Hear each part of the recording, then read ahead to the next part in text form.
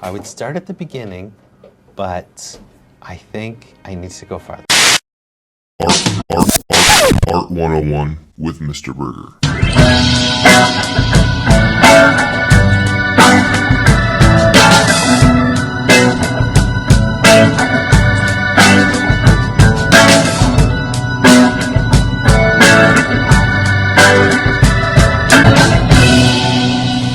Welcome back to another installment of Art 101 with me, Mr. Burgher, a professional artist attempting to bring you the best in art historical content.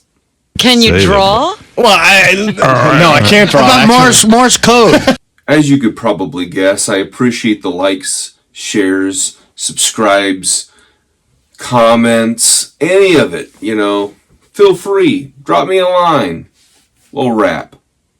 What are you talking about? Nothing.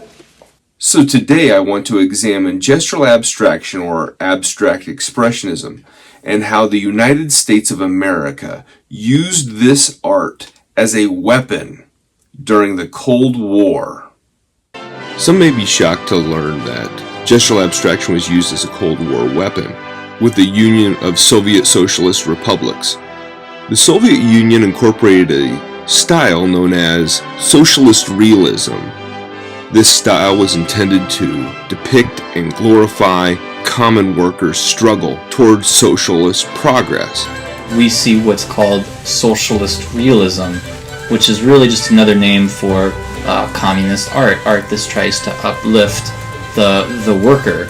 And what's interesting is really American regionalism does the same thing, so that's one of the reasons why the art world made such a huge shift from this stylized representation of life, because it was kind of like this controlled way of people thinking about their own culture, and the Soviets used this art to model how they wanted their culture to be. The grunt worker was convinced, through various means including the arts, that work for the country was the most admirable work around.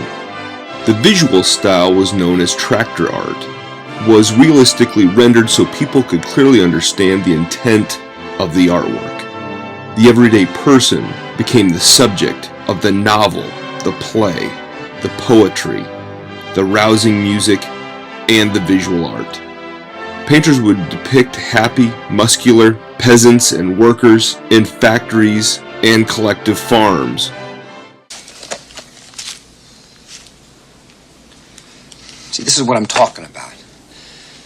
In the United States, the Central Intelligence Agency, known as the CIA, would develop the Congress of Cultural Freedom in 1950. The intent of the CCF was to counter the socialist realism style in literature, philosophy, music, and visual art. Now you're asking yourself, why in the world would they do that?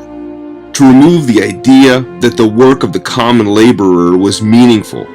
Under the CCF, the CIA hosted 150 exhibits in Paris, France in 1952.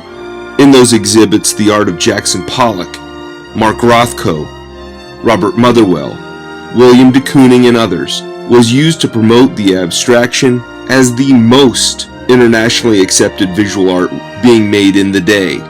It took some help in promoting by Nelson Rockefeller and John Whitney from the Museum of Modern Art in New York to pull this off. The end result was successful, and the United States was able to counter Soviet socialist realism. I love that story, for sure.